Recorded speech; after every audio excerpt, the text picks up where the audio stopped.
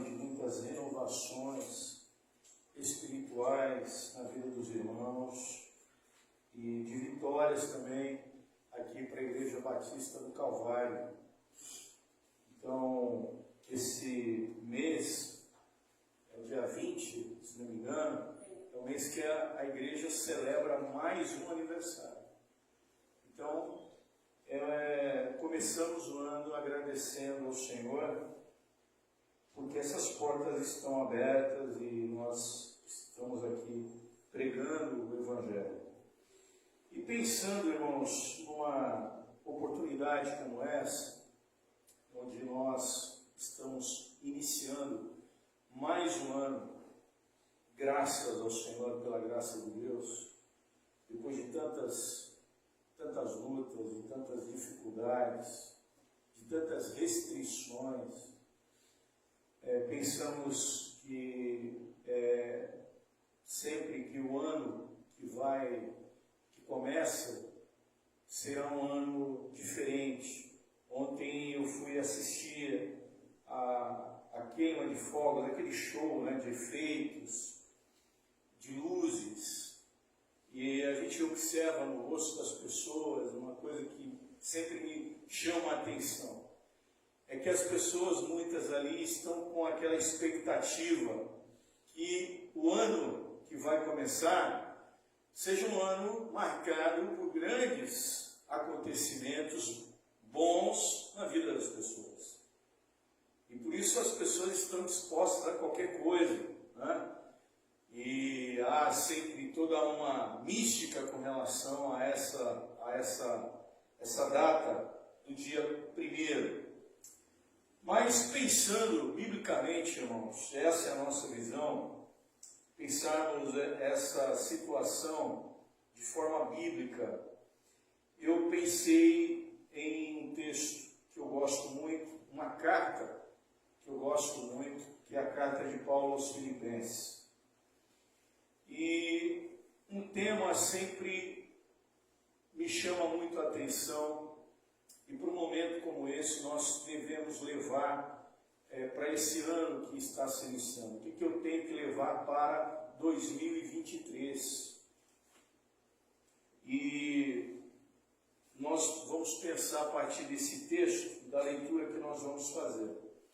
Irmãos, certa vez perguntaram para um milionário, grande milionário, talvez a geração mais recente não conheça, né? Filho da Cláudia talvez não ouviu falar do nome que eu... Pode ser que ele conheça, mas havia um grande milionário chamado Nelson Rockefeller. Pessoal, já ouviu falar nesse nome? Já ouviram falar? Nelson Rockefeller. Multimilionário. E fizeram uma pergunta para ele, para esse milionário. Quanto dinheiro é necessário para fazer alguém feliz? As pessoas fizeram fila em aposta, né, na Mega Sena da virada, e fizeram essa pergunta para o milionário. Quanto é necessário para fazer alguém feliz? E a resposta dele foi a seguinte: só um pouco mais. Só um pouco mais. Essa resposta franca, irmãos, nos dá um vislumbre do que é a alma humana. Lembrei também daquele milionário aqui no Brasil, Eike Batista, ex-milionário, né, talvez, porque ele teve bens confiscados pela Receita Federal, mas no momento, no auge da sua vida financeira, das suas empresas, ele saiu numa revista Forbes como sendo o 8º homem mais rico no mundo. E aí o jornalista também foi perguntar para ele: o que você acha, né, dessa sua posição? Você é o 8º homem mais rico do mundo. Ele falou: não estou satisfeito, não, eu quero ser o primeiro, né? Então, nós somos tentados, irmãos, nós somos tentados a achar que seríamos felizes só com um pouco mais. Os seres humanos, eles sempre parecem querer ter o que eles não podem. E isso é uma realidade, por exemplo, quanto a emprego, quanto a moradia, por exemplo. Tá? Deus dá uma casa, Deus dá um apartamento para a pessoa, e a pessoa olha como Deus é bom. E Deus é bom mesmo, né? Deus é maravilhoso. Deus dá para nós sempre muito além daquilo que nós pedimos e pensamos. Deus sempre dá muito mais. Mas a gente sempre fala assim, poxa, mas podia ter mais alguma coisa, podia ter isso. Nós não somos assim, irmãos? Hã? A gente é assim. Isso é uma realidade quanto à vida profissional, quanto à questão moradia, questão do carro, por exemplo, questão de bens. O nosso trabalho nunca parece bom o suficiente. E aquele emprego ideal parece sempre inalcançável. A nossa casa nunca é grande o bastante. Essa sala podia ser maior. Esse quarto aqui, poxa, se fosse um pouquinho maior, eu colocava ali um armário, alguma coisa. Nós nunca estamos contentes. As altas taxas, por exemplo, de divórcio, indicam que as pessoas estão buscando sempre algo mais no casamento. E essa situação, ela piora com o fato de nós acharmos que se nós tivéssemos o emprego certo, nós estaríamos felizes e contentes. Se nós tivéssemos a pessoa certa, também estaremos felizes. E essa busca pela felicidade, ela é uma busca fundada nas circunstâncias da vida. E essa busca pela felicidade, pela realização, fundada apenas nas circunstâncias, ela vai gerar o quê? Ela gera inquietação e descontentamento.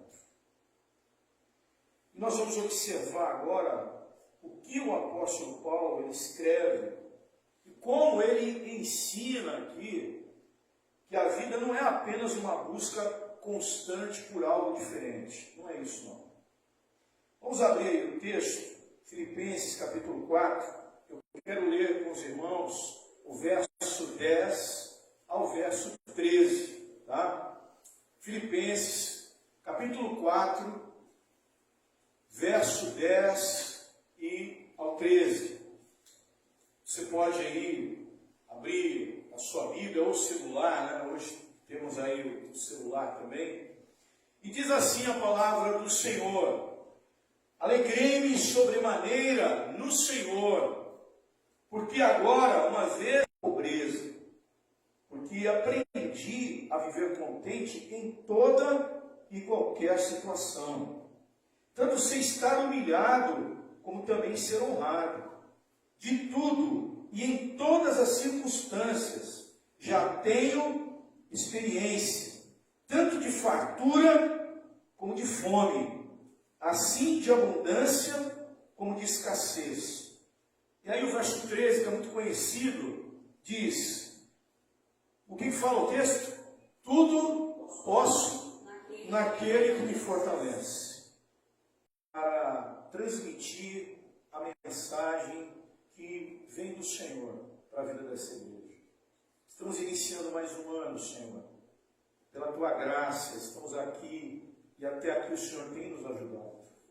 Ó Senhor, que o Senhor possa falar com cada vida que entrou aqui nessa noite. E aqueles também que estão nos assistindo, Pai. Que o Senhor também possa falar ao coração deles. Nós oramos em nome de Jesus. Amém. Irmãos, Paulo afirma nesse texto que ele aprendeu a estar contente em toda e qualquer circunstância. ele está contente independente da situação. A carta de Paulo aos Filipenses, ela vai nos falar sobre um tema muito importante que todos nós aqui precisamos. E precisamos levar para esse ano, que é contentamento. Amém? Contentamento. Vamos repetir essa palavra? Contentamento. Contentamento, irmãos. Paulo vai usar aqui um substantivo, alegria, ou o verbo alegrar-se. Alegria aqui, que Paulo está se referindo, é um estado de satisfação que ocorre tipicamente nas Escrituras quando há o reconhecimento aqui que Deus está no controle, não importa a situação. A pessoa está alegre no Senhor. Alegria não é uma felicidade aqui momentânea, superficial. Não. O coração alegre, irmãos, é um coração que está contente. Por quê? Porque ele reconhece, ele tem prazer no poder soberano e na bondade de Deus. É isso. E Paulo, ele escreveu a carta aos Filipenses quando ele estava aonde? Ele estava na prisão. Estava preso. Ele estava lutando com a dúvida sobre como terminaria ali a sua prisão. Seria em liberdade ou em morte. Mas apesar da circunstância, Paulo aqui ele tinha alegria e ele estava inclusive escrevendo à igreja dos Filipenses, e ele está dizendo para eles: olha, irmãos, se alegrem no Senhor. O que é isso, irmãos? Isso é contentamento. Amém? Contentamento. Isso é contentamento. Se nós quisermos aprender o que é contentamento, a carta aos Filipenses, ela é um bom exemplo a nos ensinar sobre isso. E essa passagem especial, ela vai nos ensinar várias lições aqui sobre a natureza do contentamento que nós precisamos observar e levar para esse ano que está começando. A primeira lição que nós aprendemos aqui, e que nós precisamos levar como conselho e aplicarmos na nossa vida para esse ano que está iniciando, é que eu e você podemos viver contentes. Todos nós aqui precisamos aprender a viver contentes. A primeira lição que nós aprendemos aqui é essa. E que devemos levar e aplicar para esse ano que começa, é que o contentamento ele pode ser alcançado. Paulo, ele está dizendo: eu alcancei o contentamento, eu aprendi. Ele fala: eu aprendi a estar contente em toda e qualquer situação. Nós podemos ser tentados, por exemplo, a pensar assim: bem, pastor, você está falando aí, mas Paulo era um apóstolo. Ele estava num patamar espiritual muito superior. Paulo, ele não alcançou, porque ele era um super-herói espiritual. Ele diz: tudo posso naquele que me fortalece. O mesmo Deus que fortalecia o apóstolo Paulo, também é aquele que fortalece a todos aqueles que creem nele. Amém? Todos aqueles que creem em Cristo são fortalecidos por ele. Então esse versículo de Filipenses, que é o verso 13, que é muito usado, as pessoas colocam até na porta lá da sua casa, do seu apartamento, colocam no carro, muitas vezes ele é tirado do contexto. muitas vezes até interpretado de forma errada. A gente precisa analisar o que Paulo está dizendo com tudo posso naquele que me fortalece. Ele está dizendo exatamente isso. Ele está falando, nos ensinando sobre contentamento. Muitas vezes usado de forma indevida. Algumas pessoas acham que essa passagem significa, por exemplo, que o cristão, ele pode fazer qualquer coisa, porque Deus está fortalecendo ele. Não, ele não é um versículo motivacional. Paulo, ele não está dizendo que Deus nos dá a capacidade para fazer aquilo que nós queremos. Não. Paulo, ele quer dizer que Deus dá capacidade para que alcancemos contentamento. Em qualquer situação da nossa vida, seja em bons momentos ou em situações difíceis, seja na alegria, seja no sofrimento, nós podemos encontrar contentamento em toda e qualquer situação. Por quê? Porque o versículo na segunda parte fala, ele nos fortalece. Então eu posso, né? Eu posso passar situação difícil, o cristão pode passar situação difícil? Pode, irmãos? Pode. Por quê? Porque Deus o fortalece. Ele pode passar por provas muito difíceis, duras? Pode. Por quê? Porque ele tem Deus que o fortalece.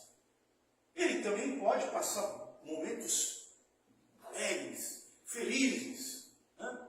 Porque ele sabe que Deus está ali fortalecendo ele em qualquer situação.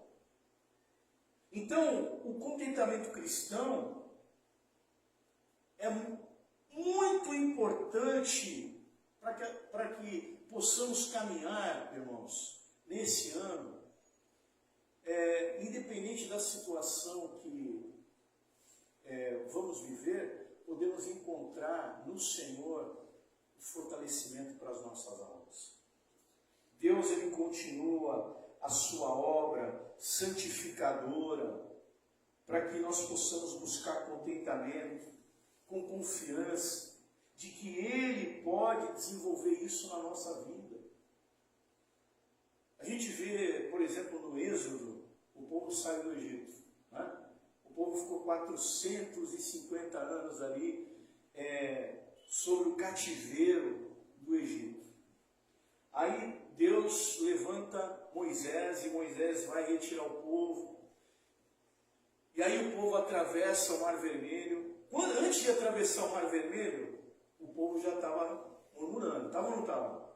Dizendo, Moisés, olha o que acontece agora, Moisés. Como é que nós vamos atravessar esse mar? Olha lá, o faraó mandou o exército.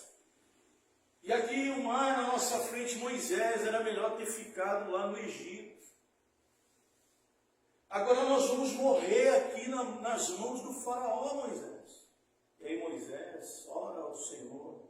Deus fala para ele, estende essa vara. O mar se abre, o povo passa. E a gente sabe a história. Aí passou o Mar Vermelho. Deus destruiu o exército dos egípcios. Aí eles não tinham lugar para tomar água. Aí tinha um poço lá de água. E a água era o quê? Amarga. Começa novamente a história. Moisés. Bom era o Egito, Moisés. Bom era o Egito. Você trouxe aqui para a gente morrer nesse deserto, Moisés. É Moisés com aquela paciência, irmãos. Paciência pastoral.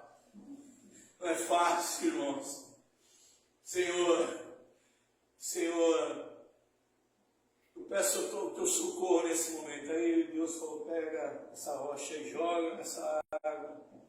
E a água, a Bíblia fala que de amarga, ela se tornou uma água doce.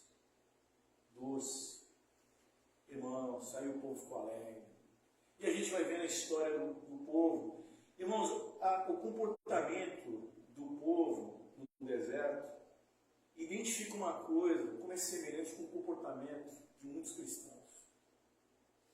Nós nunca estamos contentes com aquilo que Deus ele nos dá. pela sua bondade, pela sua infinita misericórdia, pela sua graça. Irmãos, nós temos que ter essa convicção que, independente de qualquer situação, como eu falei com um irmão, nós temos que aprender que quando nós falamos assim, ó, feliz 2023 para você, nós estamos dizendo assim, meu irmão, independente da situação que você for viver esse ano, que você esteja fortalecido pelo Senhor. Amém, irmãos? Isso é muito importante.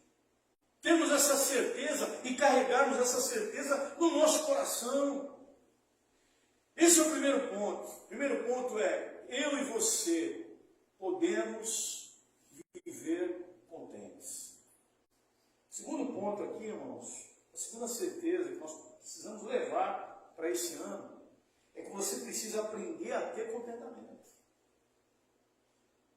Filipenses, nesses versículos aqui, Paulo ele faz uma afirmação. 2 vezes aqui, ele diz que aprendeu a estar contente. No original, aqui, a ideia, Paulo ele vai usar 2 verbos diferentes para expressar a ideia de aprendizado. A expressão que ele usa no verso 12 possui um sentido diferente, por exemplo, do verso 11. No verso 11 a ideia é aprender, e no verso 12 é interessante, ele fala, eu tenho experiência. E essa experiência aqui é um termo usado, por exemplo, pelas religiões pagãs, que os gregos, né, praticavam, eram os segredos íntimos que eles faziam referência ao culto que eles prestavam a esses deuses pagãos. Então, a ideia que Paulo está usando aqui é que o contentamento, ele é algo que pode ser, ele precisa ser, na verdade, ele precisa ser aprendido. E o seu aprendizado vai contra a essa forma natural e pecaminosa de pensar muitas vezes. Nós não podemos buscar contentamento, irmãos, da mesma forma que a sociedade, que o mundo procura contentamento. Por exemplo, o mundo diz que para estar contente você precisa sair de uma situação ruim. A Bíblia diz que nós devemos encontrar contentamento até mesmo nas circunstâncias mais difíceis. O mundo diz que nós podemos obter contentamento ao conseguir aquilo que nós desejamos. A Bíblia ensina que o verdadeiro contentamento é fruto de você estar satisfeito com Deus. É você ansiar pela glória, pelo céu. Então, o ponto-chave aqui, irmãos, o ponto-chave aqui é, temos que trabalhar o nosso contentamento. Amém? Eu preciso trabalhar o meu contentamento. Essa é a questão. Eu sou uma pessoa que estou satisfeita com aquilo que Deus me dá mesmo? Ou eu sou aquela pessoa que recebo as bênçãos do Senhor, mas eu sempre estou dizendo assim, poxa, preciso, né? Poxa, podia ser assim. Né? Veja, não confunda contentamento, muitas pessoas confundem contentamento com acomodação. Não é isso, não. Você está numa empresa e a pessoa está ali fazendo um bom trabalho, desempenhando a sua função. E qual é o objetivo? Crescer naquela empresa. Então ele vai trabalhar, ele vai dar o seu melhor ali para que ele possa crescer. Pode acontecer, como também não pode acontecer. Mas esse cristão, o que ele vai estar? Ele vai demonstrar que mesmo a coisa não acontecendo como ele planejou, ele vai estar contente no Senhor. Amém, irmãos? Então, contentamento é uma coisa, acomodação é outra. acomodação é outra. Por quê? Porque nós entendemos que nós temos que trabalhar. Nós temos que correr atrás do pão. Então eu não posso ficar acomodado, né? Achando que tudo vai cair do céu. Não, não é assim. Mas, independente da situação, eu preciso trabalhar o meu contentamento. E isso só é possível pela graça de Deus e pelo arrependimento do meu pecado. Porque o descontentamento, ele é pecaminoso. Terceiro ponto aqui, irmãos, que nós precisamos aprender, é que você não vai estar verdadeiramente contente até que você aprenda a estar contente em toda e qualquer situação que você vier enfrentar. Observe novamente aqui a descrição que Paulo faz do seu próprio contentamento. Ele diz assim: digo isto não por causa da pobreza. Ele fala, eu não estou falando isso por causa da pobreza. Porque ele diz assim: eu aprendi a viver contente em toda e qualquer o quê? Situação. Paulo, ele está contente em qualquer situação que ele possa enfrentar. Seja na necessidade ou seja na fartura. Nós podemos pensar que é fácil nós estarmos contentes quando não estamos passando por uma situação difícil. Errado esse pensamento. Não é verdade.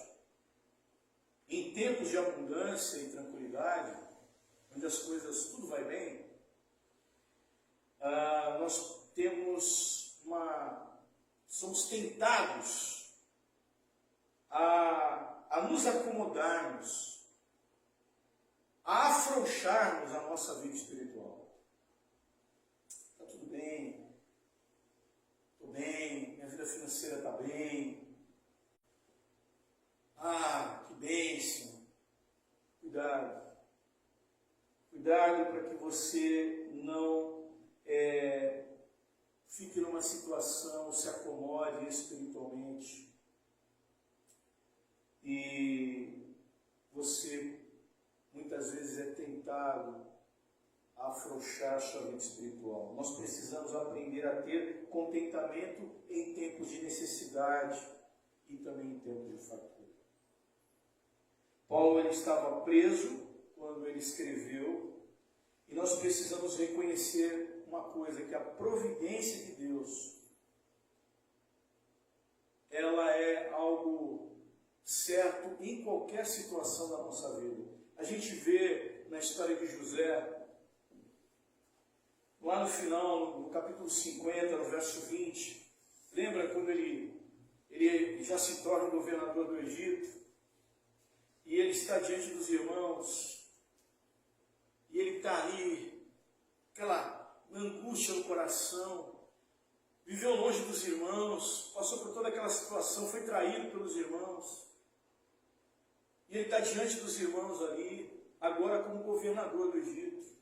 E há um versículo lá, no verso 20 do capítulo 50, que diz, quando ele diz para os irmãos, olha, eu sou irmão de vocês, e foi lá para dar um abraço neles, e aí aqueles irmãos, olha, José, poxa vida, a gente pisou na bola com você, José. Ele falou, vós na verdade, entende? Deus tornou o quê?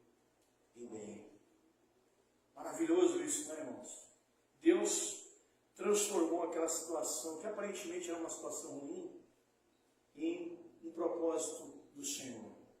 Às vezes nós somos capazes de suportar um tipo de aflição, mas não somos capazes de enfrentar uma outra situação. Então, irmãos, qual é o objetivo aqui? O objetivo é que Deus, ele deseja que nós nos humilhemos diante dele, diante do poder dele, diante da grandeza dele, da soberania dele. Qual é a conclusão que nós devemos fazer nesse texto aqui? O verdadeiro contentamento, irmãos, ele só vem quando nós tratamos as questões do coração. Só uma questão do coração.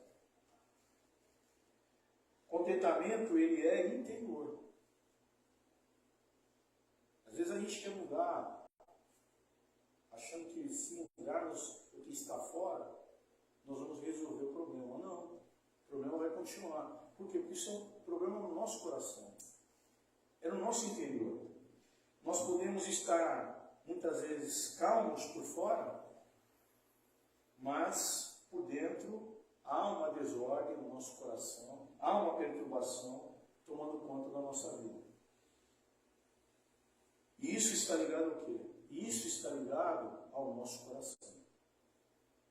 Então, o contentamento é algo que nós precisamos trabalhar no nosso interior. No nosso interior. Às vezes a gente acha assim, se eu mudar de casa, vai resolver todo o problema. Não.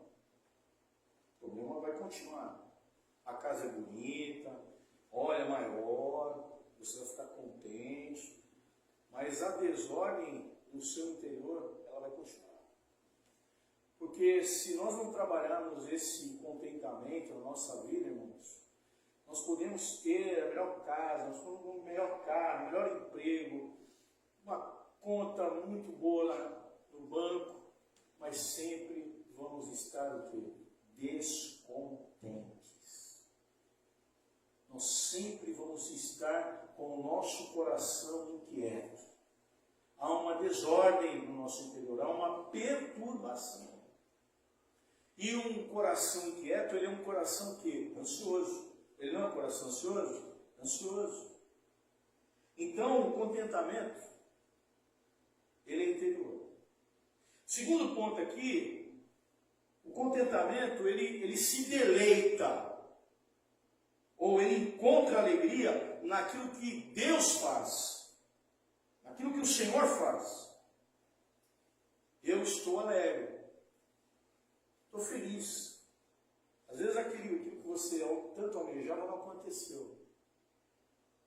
E aí você, num primeiro momento, você fica triste, mas aí a paz que o Paulo fala nos versículos anteriores, a paz de Deus que excede todo entendimento, guarda o nosso coração, a gente fica em paz.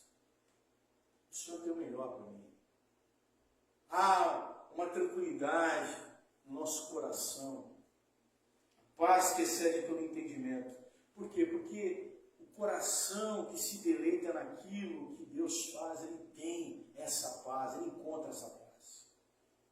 E uma outra questão também, irmãos, nós precisamos estar contentes em toda e qualquer situação. Amém? Em toda e qualquer situação. Nós não podemos aceitar a providência de Deus somente em algumas situações. Eu tenho que estar contente em toda e qualquer situação.